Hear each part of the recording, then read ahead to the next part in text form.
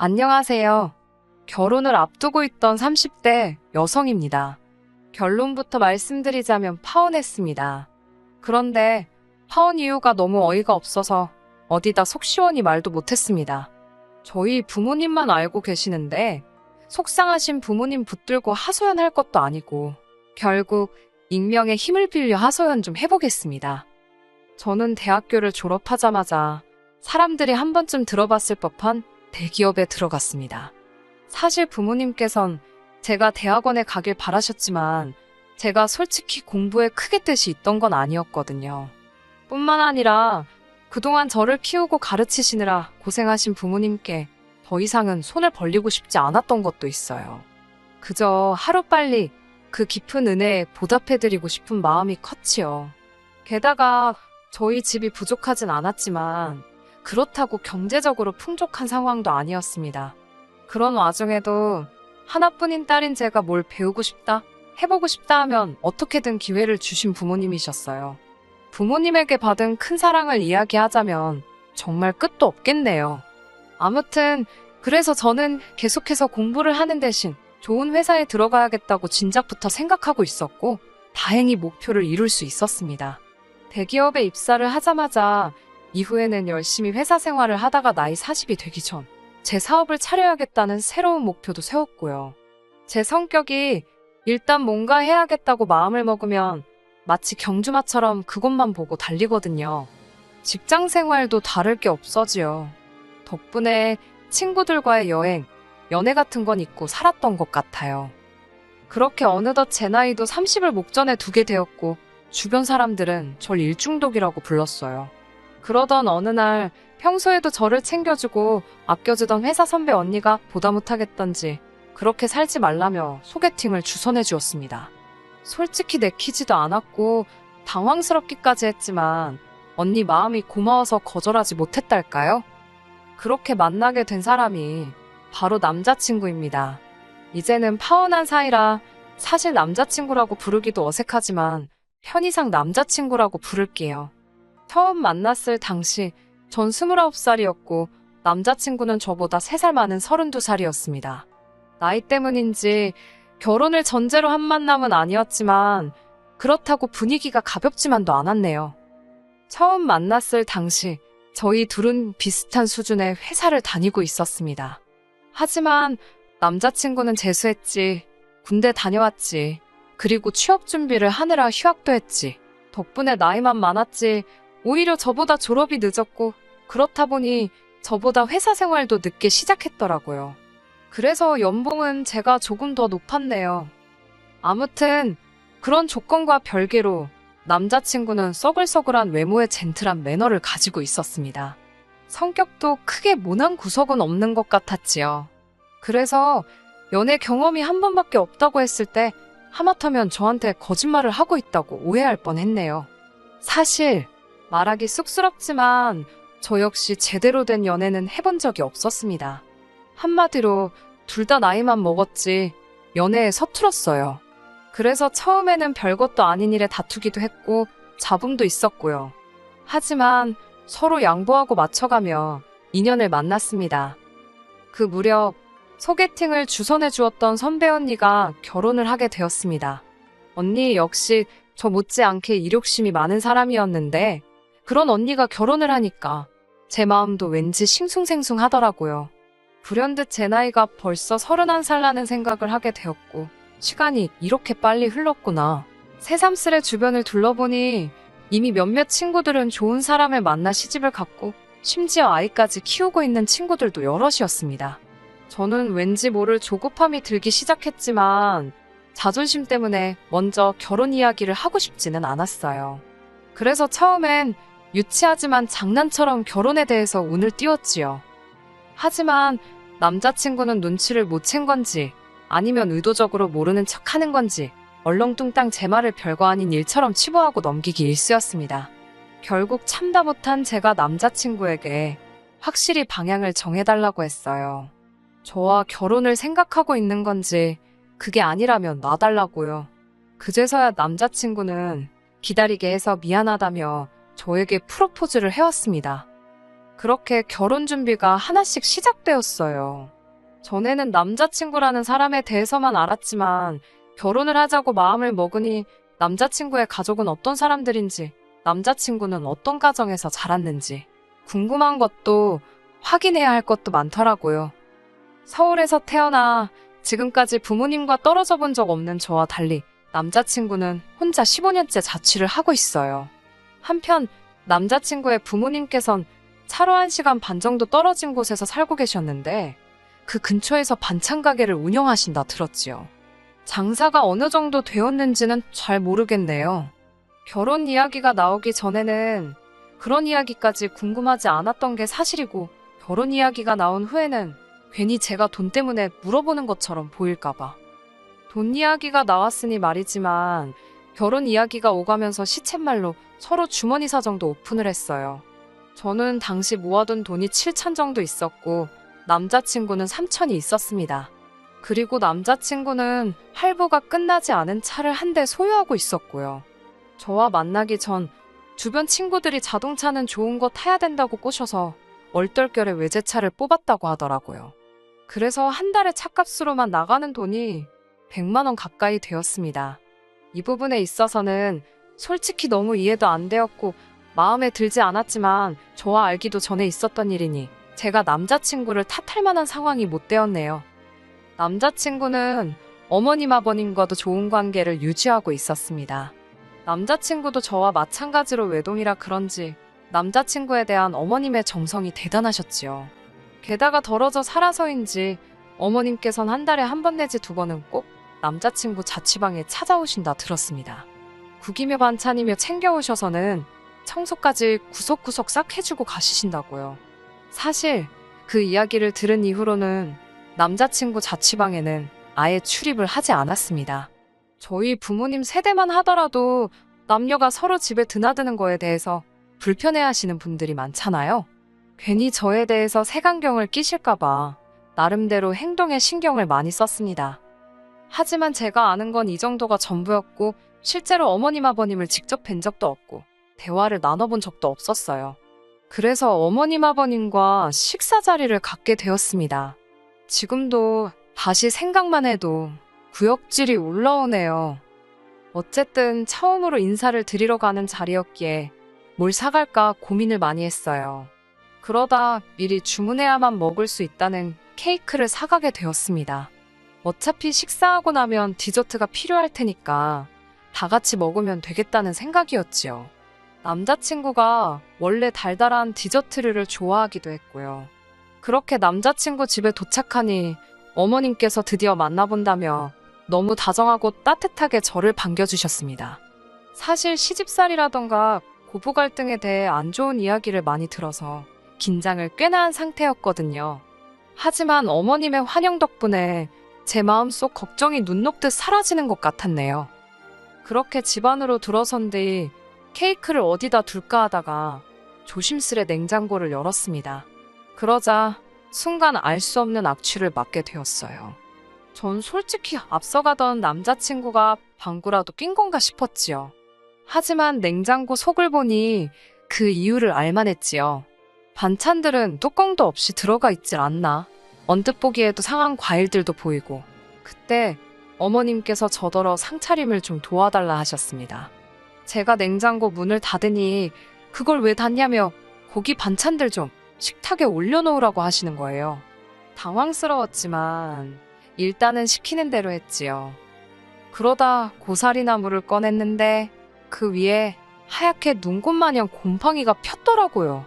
제가 어머님께 이건 버려야 할 것 같다고 보여드리니 이건 덜어내면 된다며 이 고사리가 시골 어디서 누가 보내준 귀한 거라며 이따 저도 좀 챙겨주신다고 하셨습니다.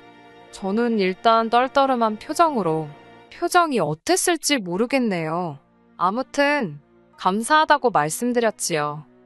어머님께선 하나밖에 없는 아들이 며느리감을 데려온다고 해서 너무 좋으셨다며 갈비찜도 하고 전도 하셨다고 그러더라고요.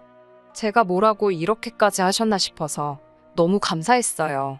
어머님은 이제 거의 다 되었다며 저더러 거실에 가서 남자친구랑 같이 앉아있으라고 하셨습니다. 제가 좀 더 도와드리겠다고 했지만 괜찮다고 하시더라고요. 그리고 비로소 긴장이 좀 풀리면서 남자친구의 집을 둘러보게 되었습니다. 남자친구의 집 구조가 특이해서 들어오자마자 부엌이었고 부엌을 가로질러야 거실에 갈 수 있었거든요. 거실은 이렇게 표현해도 될지 모르겠습니다만 한마디로 정신이 하나도 없었습니다. 일단 크고 작은 화분들이 한쪽 벽을 가득 채울 만큼 늘어져 있었는데 문제는 대부분이 죽어 있었다는 거지요. 누렇게 뜨고 마른 잎들이 간신히 매달려 있는 화초들이 즐비했습니다. 게다가 초록빛 곰팡이가 잔뜩 끼어있는 대형 어항도 볼만하더군요. 당연히 그 안에는 물고기도 없었지요.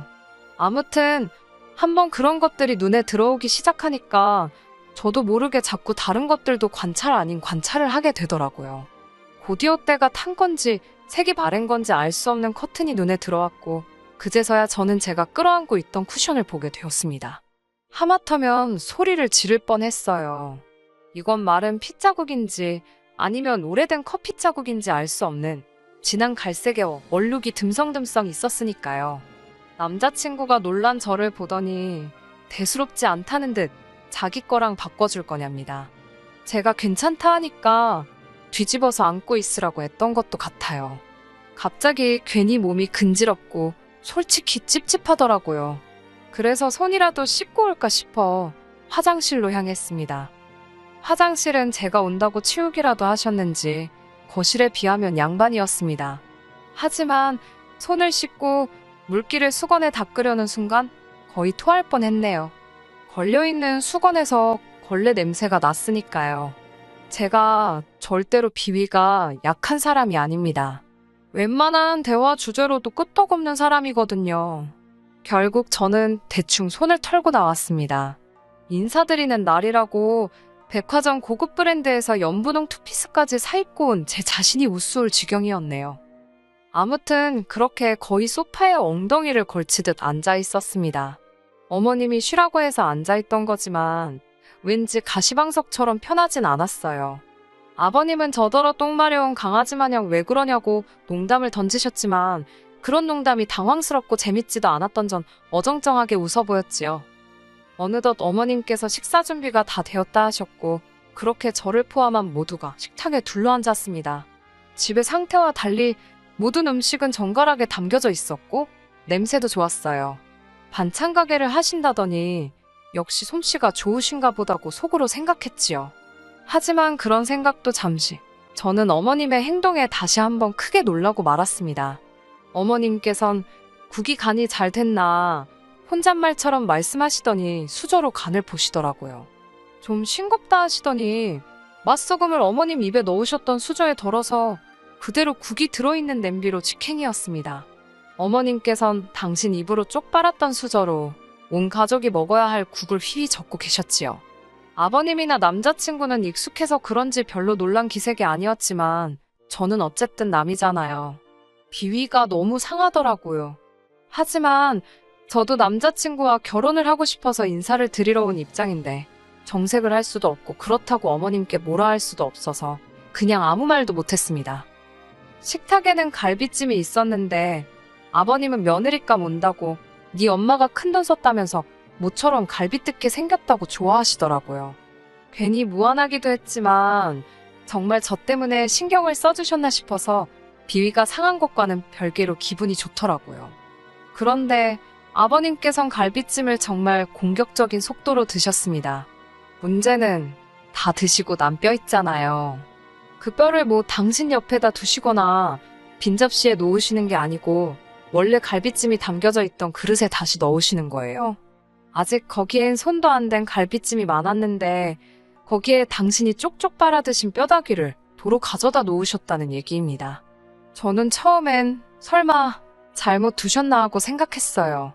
하지만 그게 아니었지요. 몇 번이고 너무나 당연하다는 듯이 그리고 심지어 남자친구도 아버님과 똑같은 짓을 하더라고요. 제가 놀라서 작은 목소리로 그걸 왜 거기다 놓냐고 한쪽에 따로 두라고 했습니다.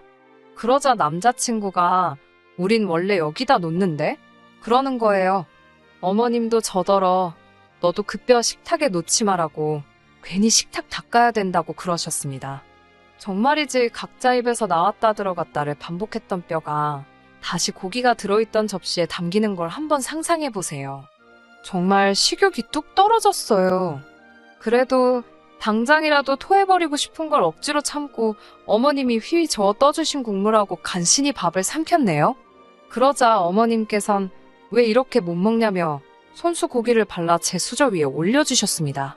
어쩔 수 없이 어거지로 한 입을 먹었는데 어머님이 고기가 부족한 것 같다며 뼈다귀로 가득한 접시를 들고 가시더니 다시 그 위에 갈비찜을 채워오셨지요. 하지만 이런 문제로 제가 파혼을 한 건 아닙니다. 솔직히 집안마다 가풍도 다르고 환경도 다르니 제가 어느 정도는 이해를 해야 한다고 생각했어요. 하지만 이건 가풍이나 문화가 아니라 상식을 벗어난 일이잖아요. 게다가 구역질이 날 법한 일은 여기서 끝나지 않았습니다. 모두가 식사를 마치자 어머님께선 반찬통 하나를 꺼내 남은 반찬을 전부 모아 담으셨지요. 먹다 남은 반찬이요. 그때만 해도 전 솔직히 어머님이 음식물 쓰레기 모으시는 줄 알았네요. 아버님께선 제가 사온 케이크 맛 좀 보자고 하시며 거실에서 2차로 디저트를 먹자고 케이크를 꺼내오셨습니다. 제가 부엌에 접시를 가지러 가려니까 어머님께서 접시를 못하러 쓰냐고 설거지거리만 늘어난다며 대충 먹자고 하셨어요. 떨떠름했지만 유난 떤다 소리 들을까봐 네 하고 자리에 앉았습니다. 케이크를 꺼내니 아버님께선 당신은 이 크림이 그렇게 좋다며 당신 수저로 크림만 떠드시기 시작하셨습니다. 문제는 잘라서 당신이 드실 부분만 건드시는 게 아니라 케이크 한 판을 다 그렇게 훑어드시는 게 아니겠어요? 보다 못한 제가 아버님께 좀 덜어 드시는 게 어떻겠냐고 돌려서 말씀을 드렸지만 됐다고 하시길래 결국 솔직히 말씀드렸습니다. 아버님 침이 여기저기 다 묻어서 다른 식구들은 어떻게 먹냐고요. 웃으며 농담처럼 말씀드리니 아버님도 막 웃으시면서 당신 침은 로얄 젤리랍니다. 그러면서 저더러 한 숟갈 줄까? 그러시며 막 당신 수저에 침 뱉는 신용을 내셨다니까요. 그 꼴을 보고 전 더는 구역질을 참지 못했고 순간 분위기가 아주 싸해졌습니다. 결국 제가 죄송하다고 먼저 가보겠다며 자리를 일어섰는데 어머님이 아까 남은 반찬을 쌌던 반찬통을 제 손에 들려주시며 집에 가져가서 고추장 넣고 비벼 먹으랍니다. 저는 어이가 없어서 됐다고 말씀드리고 그대로 집을 나왔네요. 밖에 나와 찬바람을 쐬니 속이 좀 가라앉는 것 같기도 했고 이제 슬슬 큰 길로 나가 택시를 잡으려고 했는데 남자친구가 뒤따라 나왔더라고요. 손엔 그 짬밥통을 챙겨 들고 말이지요. 전 남자친구가 제가 걱정이 돼서 나온 줄 알고 괜찮다고 했는데 자세히 보니 남자친구 표정이 울그락불그락 장난이 아니었습니다. 저더러 지금 이게 무슨 행동이냐고 다짜고짜 소리를 지르길래 저도 황당해서 아니 오빠야말로 왜 소리를 지르냐고 받아쳤어요. 그러자 남자친구는 누가 됐건 자기 부모님한테 무례한 건 못 참는답니다. 어이가 없어서 내가 무례하긴 뭘 무례했냐고 솔직히 너무 비위생적이고 비상식적이라 참다 못 참고 뛰어나온 건데 오빠 눈엔 저게 정상으로 보이냐고 물었습니다. 그러자 남자친구가 한다는 말이 한 집안 식구들끼리 뭐가 비위생적이냐며 아주 악다구니를 쓰더라고요. 아니 전 솔직히 말해서 남자친구가 왜 그렇게 격분을 한 건지 파혼한 지금도 이해가 안 됩니다.